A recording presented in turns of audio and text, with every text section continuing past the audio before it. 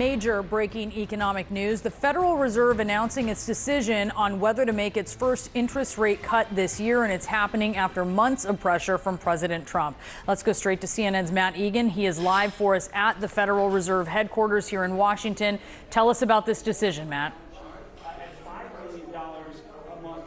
Yeah, Brianna, the Fed just delivered an interest rate cut, and it is the quarter-point cut that was widely expected. Now, this is a big deal because it is the first interest rate cut of the second Trump administration, and it's sending a clear message that Federal Reserve officials are more worried about the slumping job market than they are about stubborn inflation.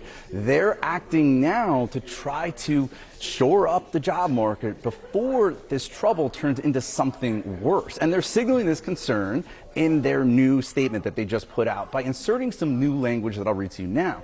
Fed officials say that job gains have slowed and the unemployment rate has edged up but remains low. Fed officials also say that they have judged that downside risks to employment have risen.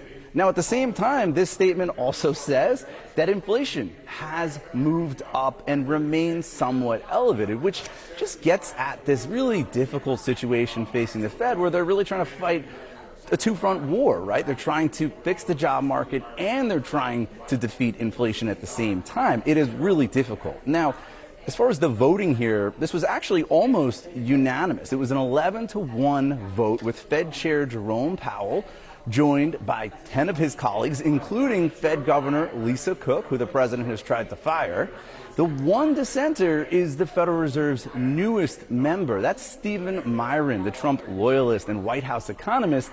Not surprisingly, he was in favor of a bigger cut of 0.5 percentage point. Now, looking forward, the key change with the Fed's projections is they're now penciling in a total of 3 interest rate cuts this year. Today's and 2 more quarter-point cuts. Now, that's a shift from June when Fed officials had previously just penciled in 2 interest rate cuts. Now, what does all this mean to everyone at home? Well, the fact that rates have come down, that could be helpful for people who have credit card debt and people have floating rate debt like home equity lines of credit. But we should be clear, this is not a silver bullet that's going to fix the economy.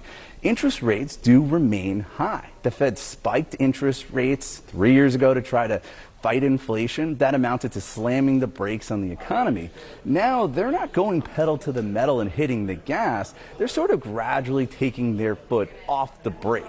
Now, later this hour, Fed Chair Jerome Powell, he's going to take questions. I'm interested to hear what he's going to say about all of the pressure, the political pressure from the White House on Federal Reserve officials and how many more interest rates he expects to have in the coming months. Back to you, Brianna. All right, Matt Egan, and we're watching the markets respond here.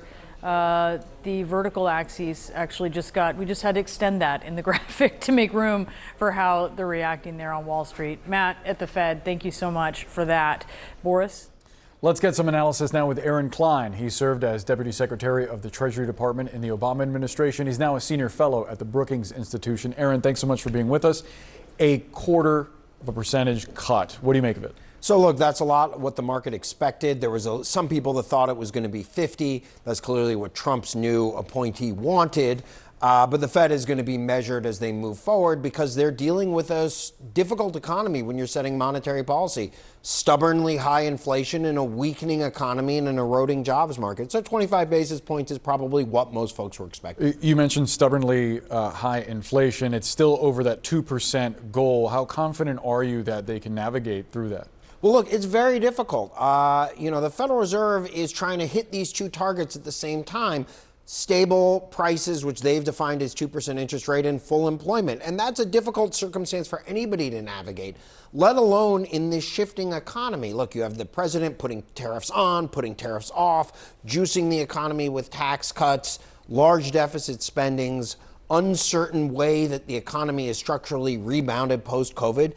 It's a tough act for anybody to follow. No offense to anyone who watches these Fed meetings with bated breath, but usually they're not as dramatic as this one. Why so much drama? Well, President Trump is trying to take over the Fed in a way that no president has done that since FDR and maybe before. Look, he just appointed his sitting White House chief economist, who didn't even resign from the White House, completely unprecedented in the modern era, who then went and dissented on his first meeting. Look, the Fed went almost 20 years without a single Federal Reserve governor dissent. At the same time, Trump is holding an apprentice-style audition to be the next Federal Reserve chair, including multiple voting members. I was very intrigued that two of them, Governor Wallace, who's considered a front-runner, and Governor Bowman, who's kind of on the list of possible but second-tier candidates, both supported Jay Powell and the quarter rate point. So they're deviating from Mirren, who is kind of the president's marker in a way that nobody else has done to the board. Mirren voted for a 0.5 percentage point cut. Would that have been too drastic? I don't think so. I mean, it would have been a step. It would have juiced the markets in the short term. Look, the Fed has said they're going to go down 75 basis points over the rest of the year. What I think Matt did a good job teeing up for people is the markets jump immediately on this. But the real economy, it takes 6-12 months for the Fed's changing of interest rates to show up in big, broad measures like GDP and kind of the core economy. So 50 basis points would have been a lot of gas to inject, but it wouldn't have been crazy talk. So we are expecting to hear from Jay Powell shortly. Do you think he has to give a strong defense of Lisa Cook right now, who the president is actively trying to fire? Yeah, look, I've been very disappointed in the way the Fed has failed to defend its own independence. Jay Powell and the entire board didn't even confirm publicly whether Cook was a governor or not for the almost 2 weeks that the litigation came forward. They use this gobbledygook that we're a transparent entity, but we can't tell you who our members are. Look, to some degree, the Fed has shown the courage of an ostrich in the face of this Trump onslaught. Now, look, I think that's strategic on Chairman Powell's part. I think he thinks that the lower profile he can do, the better he can weather this storm, kind of batten down the hatches. I just wish the central bank would be showing a little more spine in defending its independence. It's put a lot of people, myself included, as a strong Fed critic, in a bit of an odd position of defending an institution which I think has a lot of structural flaws. Interesting. We'll be watching what Powell says. Aaron Klein, thanks so much for the analysis. Thanks. Appreciate it.